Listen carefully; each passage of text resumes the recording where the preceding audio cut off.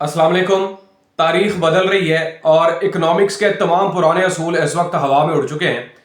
2026 में जब दुनिया मिडल ईस्ट में एक होलनाक जंग के दहाने पर खड़ी है और खाम तेल यानी क्रूड ऑयल की कीमतें आसमानों को छू रही हैं, वहीं एक ऐसी चीज गिर रही है जिसने पूरी दुनिया के इन्वेस्टर्स की नींदें उड़ा दी हैं, और वो है सोना। जी हाँ, वही गोल्ड जिसे सदियों से सेफ हेवन यानी मुश्किल वक्त का सहारा समझा जाता रहा है।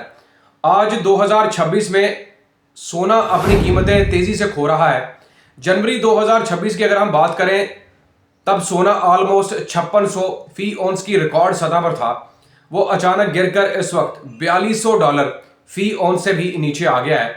ये सिर्फ गिरावट नहीं है, ये एक मालियाती धमाका है।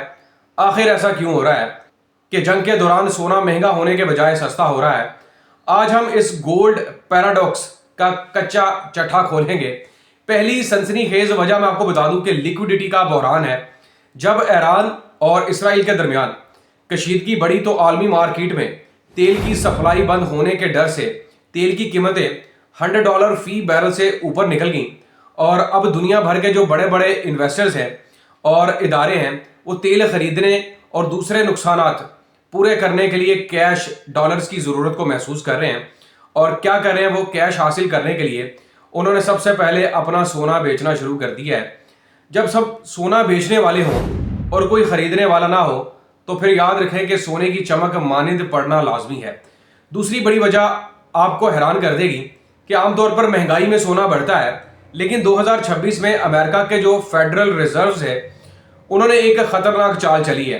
तेल महंगा होने की वजह से आलमी सतह पर महंगाई का तूफान आया, जिसे रोकने के लिए बैंकों ने सूद की शरह यानी इंटरेस्ट रेट्स को कम करने के बजाय मजीद बढ़ाने का इशारा दे दिया। जब बैंक से 6% या 7% मुनाफा मिल रहा हो, तो इन्वेस्टर्स सोने में पैसा क्यों लगाएं जो कोई महाना मुनाफा नहीं देता? इसीलिए सोना आज एक रिस्की इन्वेस्टमेंट हो चुका है। अब लोग थोड़ा डर रहे हैं। क्या आप जानते हैं कि दुबई, जो सोने की तजारत का दुनिया में सबसे बड़ा मरकज है, वहां से सोने की सप्लाई लाइंस जंग की वजह से कट चुकी है। लंदन से एशिया तक सोना पहुंचाने वाले रास्ते बंद हैं। जब फिजिकल मार्केट में लेन देन ही रुक जाए तो कीमतें मसनूई तौर पर गिरने लगती हैं। इन्वेस्टर्स अब सोने को बोझ समझ रहे हैं इस वक्त, क्योंकि इसे ना वो बेच पा रहे हैं और ना ही महफूज रख पा रहे हैं। तो अब सवाल यह है कि क्या सोना खरीदना चाहिए? माहिरीन की राय भी इसके ऊपर याद रखें कि तकसीम है। कुछ इसे ब्लैक होल करार दे रहे हैं जहां पैसा डूब सकता है, जबकि कुछ का मानना है कि यह सिर्फ एक आर्जी करेक्शन है। लेकिन याद रहे, 2026 की ये जो जंग है ना, ये मुल्कों के दरमियान नहीं है, बल्कि करेंसियों और असासों के दरमियान भी है।